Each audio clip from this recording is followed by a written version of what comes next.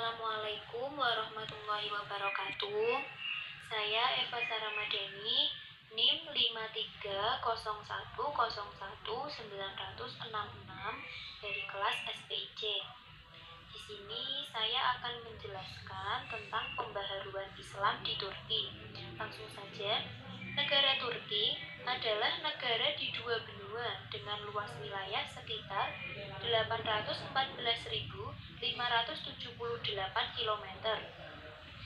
97% wilayahnya terletak di benua Asia dan sisanya sekitar 3% terletak di benua Eropa. Menurut data 1992, negara Turki 98% diantaranya merupakan Muslim yang mayoritas bermadzhab Sunni. Posisi geografis yang strategis itu menjadikan Turki jembatan antara timur dan barat.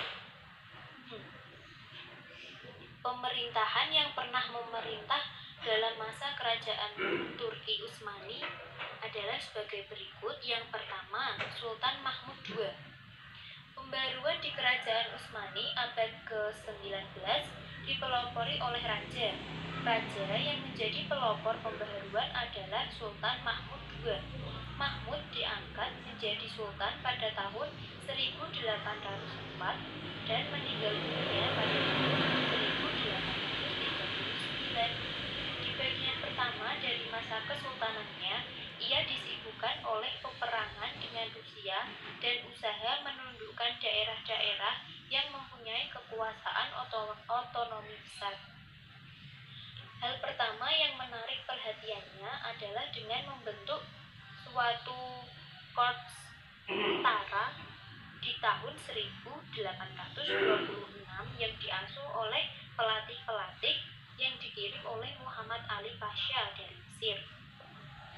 Sultan Mahmud II dikenal sebagai sultan yang tidak mau terikat pada tradisi dan tidak segan-segan melanggar adat kebiasaan. Sultan Mahmud II juga mengadakan perubahan dalam organisasi pemerintahan kerajaan Utsmani.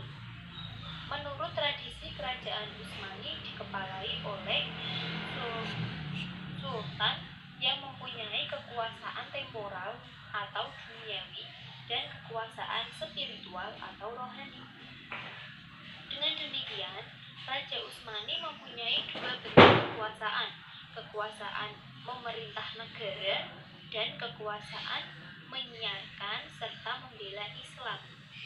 Sultan dibantu oleh dua pegawai tinggi dalam melaksanakan tugas kekuasaan, yaitu Sadrazam untuk urusan pemerintahan dan Syekh al-Islam untuk urusan keagamaan.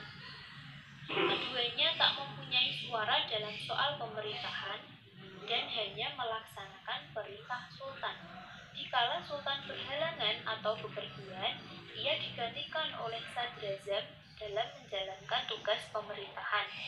Sebagai wakil sultan, Sadrazam mempunyai kekuasaan yang besar sekali. Sultan Mahmud II lah yang pertama kali dengan tegas mengadakan perbedaan antara urusan agama dan urusan dunia di kerajaan Utsmani. Urusan agama diatur oleh syariat dan urusan dunia diatur oleh hukum, bukan syarat yang dalam masa selanjutnya membawa adanya hukum sekuler di samping hukum syariat. Pembaharuan yang diadakan Sultan Mahmud II di ataslah yang menjadi dasar bagi pemikiran dan usaha pembaharuan selanjutnya di kerajaan Utsmani abad ke-19 dan kerajaan Turki abad ke-20. Kemudian Sultan Mahmud juga mengadakan pembaharuan di bidang pendidikan, di mana kurikulum madrasah ditambahkan dengan pengetahuan umum dengan tujuan generasi selanjutnya bisa menghadapi era modern seperti di barat. Yang kedua adalah tanzimat. Tanzimat berasal dari bahasa Arab nazoma yunazimu tanzimatan dan mengandung arti mengatur, menyusun, dan memperbaiki, dan di zaman itu memang banyak diadakan peraturan-peraturan dan perundang-undangan baru.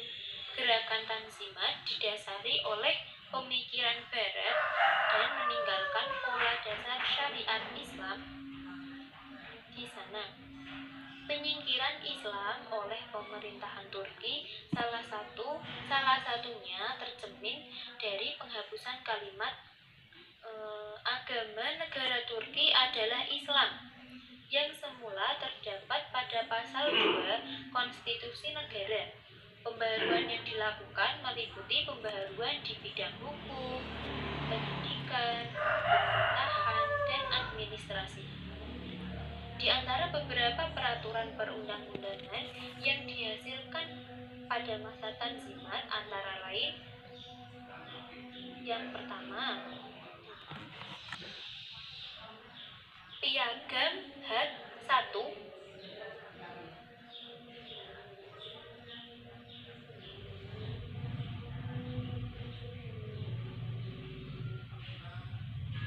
Syarif Gulhani tahun 1839 menjelaskan bahwa masa permulaan kerajaan Utsmani syariat dan undang-undang negara dipatuhi, dan oleh karena itu kerajaan menjadi besar dan kuat dan rakyat hidup dalam kemakmuran.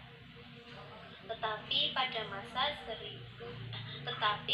masa 150 tahun terakhir, syariat dan undang-undang tak diperhatikan lagi, dan sebagai akibatnya rakyat hilang untuk digantikan oleh kemakmuran, rakyat hilang untuk digantikan oleh kemiskinan, dan kebesaran negara lenyap ditukar oleh kelemahan.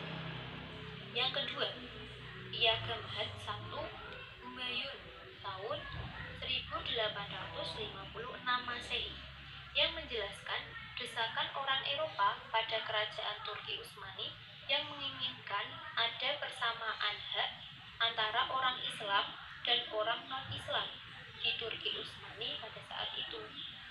Tokoh-tokoh dalam gerakan Tanzimat ialah sebagai berikut. Yang pertama, Mustafa Rashid Pasha. Sekian dari saya, kurang dan lebihnya saya mohon maaf. Wassalamualaikum warahmatullahi wabarakatuh.